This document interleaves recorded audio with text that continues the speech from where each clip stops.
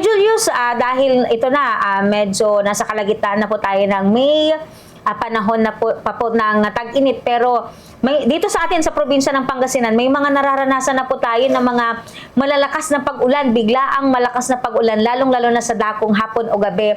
Meron po ba itong epekto sa mga inaalagaan po nating bangus, Sir Julius? Yes po, no. So as expected na po natin during transition, no, ng galing summer papuntang tag-ulan, no, month ng May ay nagsisimula na po tayo makakaranas ng panakanakang tag-ulan, minsan malalakas, ano po. Ay nagkakaroon po ito ng epekto sa inaalagaan nating mga isda, no, hindi lang po sa bangus, tilapia at saka sa hipon din, ano po. Basta inaalagaan sa fish pond o sa fish feed, nagkakaroon po sila ng effect, yung biglaang pag-ulan, ano po. Una dito ay yung pagbabago sa temperatura ng tubig, wherein yung tubig ulan po natin ay malamig at yung tubig dagat po natin o sa fish pond natin ay sobrang init. Nagkakaroon po ng overturn, no? So yung malamig na tubig ay bumabagsak, yung mainit na tubig ay tumataas. So pag yung tubig na mainit sa ibaba, sa ilalim, no, pag tumataas yan, nakikerry na yung mga toxic gases papunta po sa itaas. So ang epekto po niyan ay nagkakaroon po na tayo ng tinatawag na minsan may fish kill o gataw. No po, kasi ang tubig ulan po minsan ay nagkakaroon po ng nagbababa ng DO. Ano po, kasi inaangat niya yung mga toxic gases doon, nag-create din po siya ng demand doon sa oxygen natin. So bumabagsak po yung level ng oxygen sa tubig natin. So isa ito sa mga reason kung bakit gumagato at nagkakaroon tayo ng paminsan-minsan na experience at nagkaroon ng fish kill. So ingat po tayo, no? We expect this by mga third week ng May or last week ng May. Pag buhos talaga ng malakas na ulan, magkakaroon po talaga ng phenomenon na fish kill po na mangyayari, no? Lalo na sa fish pond na mababaw, no? Kasi sa sudden drop ng temperature, nagkakaroon po ng stress, no, sa mga isda, lahat ng isda, no? So pag nag-stress po yung isda, bumabagsak din yung resistensya nila.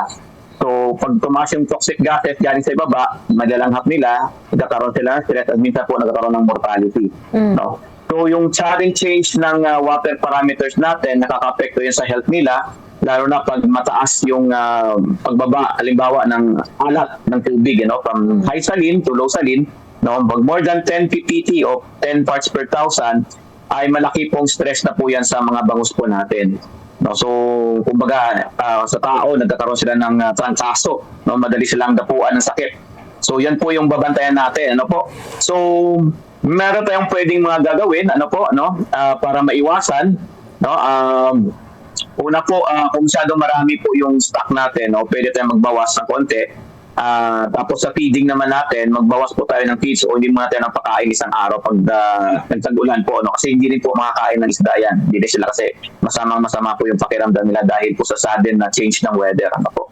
Yun, and then expect din po natin minsan nagkakaroon po ng lumulutang yung mga sakit, no? Kasi nga mababa yung resistensya ng mga isda dahil sa stress, madali po silang pasukan ng sakit. So diyan po lumalabas minsan, may tinatawag tayo dito sa Pangasinan na nakakasang, no?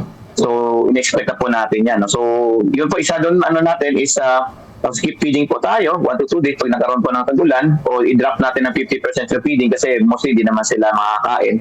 Then pwede tayong pag malalaki na yung bangus, pwede tayong tinatawag natin na thinning, no? Thin out, no? Magpa-partial harvest tayo para yung oxygen na matitira sa pond ay angkop pa rin doon sa matitirang isda, no? Mababawasan natin yung biomass sa loob na gagamit ng oxygen natin. So yun po yung isang mga possible na pwede natin gawin sa panahong ito. So na-expect na po natin every year, ganun po talaga nangyayari. I-recommend namin, no? Lalo na sa mga harvesting, no? Kasi ito yung malalaking isda, ito yung mas malakas paghigop ng oxygen sa tubig, eh. So if possible, mag-thin out po tayo, yung kaya, no?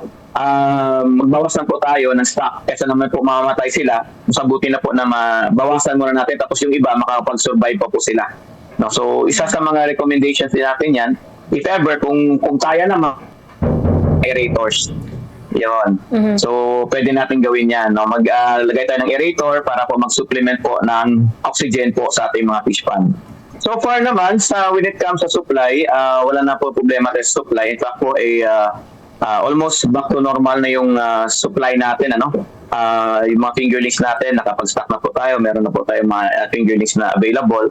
And yung harvesting po natin, no, we have mentioned earlier siguro for the past week na nagkaroon ng usapan na medyo bumagal din yung pag-pull out ng bangus natin sa Pangasinan, no?